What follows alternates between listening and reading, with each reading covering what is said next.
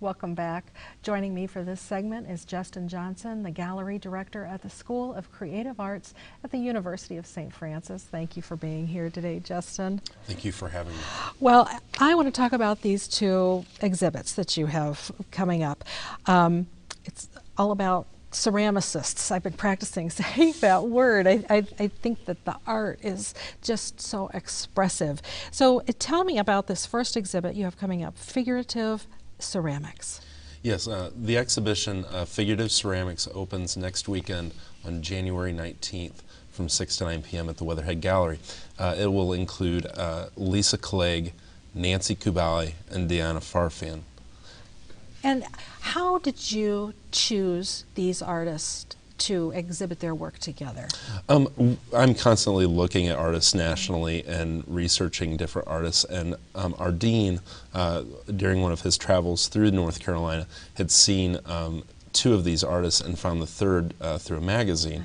And we looked at these artists, and then I began researching, contacting them, and then working out the logistics to bring their work here from the Southeast. So have the two been exhibiting together, two of the three? And yes, all three know each other through the ceramic field, so that helped, and they were excited to exhibit as you know, the three of them here in Indiana. So what connects them together? What is it that, you know, when you bring them together, it really works as a show? What really is cohesive in regards to the exhibition is that each are figurative in nature, so that there's human form, there's anamorphic form, and it's all very expressive. They also use a lot of symbolism and surrealism in their work. I look at their work as being a kind of a mixture of both realism and also the realm of dreams.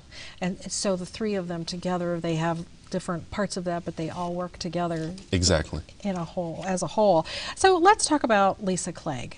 We have a couple of pieces of work. What kind of work does she do, and what's the symbolism in her work? She's the most accomplished of the three artists, and actually Diana Farfan has taken workshops under her. But Lisa Clague is known for her feminine forms, as well as incorporating animalistic masks on her figures, and they're very sublime in nature, very surreal. And she also incorporates a lot of mixed media into her work as well, incorporating welded steel, paper mache, as well as ceramic. Well, the art is just fabulous to look at. There's just so much emotion and depth in that. Now, Nancy Kubale, tell me about her work. She also resides in Asheville, North Carolina, and her work incorporates figures as well, and hers are very narrative in nature. She embeds a lot of messaging on her figures that have statements. She also uses a lot of surrealism in her work. As realistic as their figures are, they still look like they're from another world. The third piece of this group then, or the third person, Diana Farfan. What then makes her unique but also a part of this group? Diana Farfan is an emerging artist, and she is originally from Bogota, Colombia, so she's an international artist who's relocated to the United States, and her work also is figurative.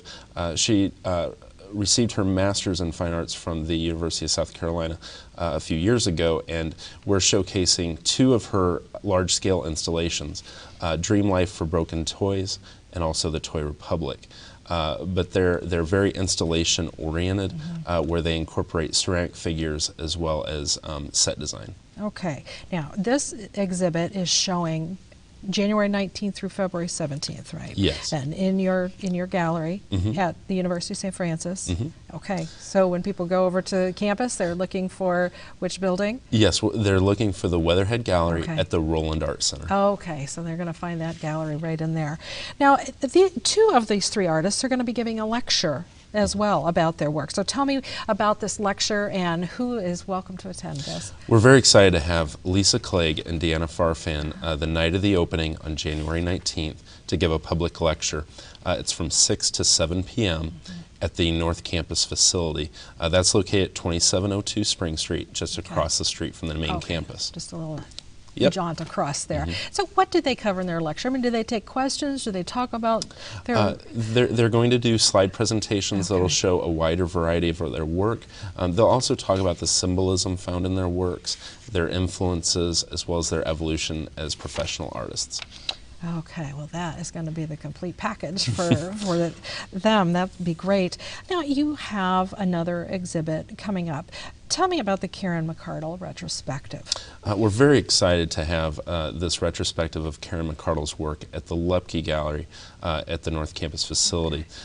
This is a 40-year retrospective of Karen McArdle's work, and she was a very accomplished local artist who not only was an educator with the School of Creative Arts, but also worked in ceramic, metalcraft, sculpture, and printmaking. Wow, so that's very diverse, and I think over 40 years she must have quite a collection, so you're able to showcase this at this exhibit. The how many pieces are you exhibiting? We're anticipating approximately 65 works. Oh my gosh. Ranging from the early 60s up through the 2000s. Wow, that's really a whole lifetime. Now, this is special because she retired from St. Francis not too long ago. She was an instructor at the university for a number of years, and so we're very excited to bring her work to our alumni as well as the community. And also what's unique is that it's in the Lepke Gallery, which she is related to. She was part of the Lepke Foundation, and she originally was Karen Lepke. So, so there's a personal connection to this exhibition as well from that standpoint. And so you're working with her family you've found all these pieces to bring together and showcase that. That's going to be a wonderful thing over. You have such wonderful gallery space over there. That's going to be a great exhibit to fill that. Now,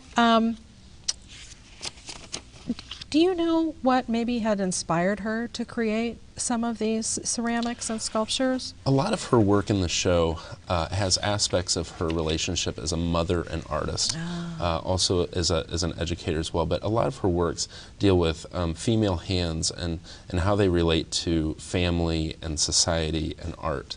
And that plays an integral role in a lot of her work. How big are her pieces? Are they life-size, if they're hands? Or? The hands are life-size castings, so that'll be one body of work, and some are very large, several feet high in diameter, but there's also more intimate works, especially the print, the works on paper, the printmaking are smaller in nature. So she, and you were a student of hers as well, so I'm sure that you must have learned quite a bit from her. This has been very unique for me because, again, I knew Karen very well, and this gives an opportunity for the campus and the community to see a broad scope of her work, and the first exhibition of her work since her passing. Oh my gosh, so we're going to really see this for the first time all collected together. Well, that's going to be a wonderful thing. So she must have been an inspiration to you, to what you're doing now. So you went to St. Francis, and now how long have you been the gallery events director? I began my time at the University of St. Francis as a student and received my bachelor's degree from St. Francis in art in 1999, and I came to St. Francis full-time as the gallery director in 2001. Okay, and so what made you want to go into that line of work? I began my career in advertising, but I always kind of juggled my interest in advertising and graphic design with my interest in fine art. And when the gallery director position became available, I felt like this was a great opportunity to serve both of those purposes. I'm able to market nationally recognized artists as well as local artists in the galleries, as well as support fine art very specifically. When you have a lot of gallery space over there, tell me about the different gallery spaces, and if you try to do certain sorts of exhibits in them, tell me how that works. Sure. The Weatherhead Gallery is our large gallery that focuses mainly on nationally recognized artists, curated exhibitions. Our Goldfish Gallery, the mission of that is to showcase student works. So we have student committees, student classes curate student exhibitions that partner with the Weatherhead exhibitions that we do. So in the Weatherhead Gallery, these national exhibits, how often do those change through the year? We have usually between 8 to 9 major exhibitions a year in that space. Oh my gosh. That is a and lot. exhibitions throughout the year, even during the summers. And then the student exhibitions in the Goldfish Gallery, is that what you said? How often do those rotate? Those rotate usually approximately every 4 to 6 weeks during the school year. In the summer, we annex those into the Weatherhead exhibitions as well. And so those are all St. Francis Art students exhibits. And then you have another gallery? The Lupke Gallery at our North Campus facility is dedicated for our university collection as well as special exhibitions. So when there's an opportunity that arises where the Weatherhead Gallery is scheduled, we have the flexibility to maneuver exhibitions into that space as well.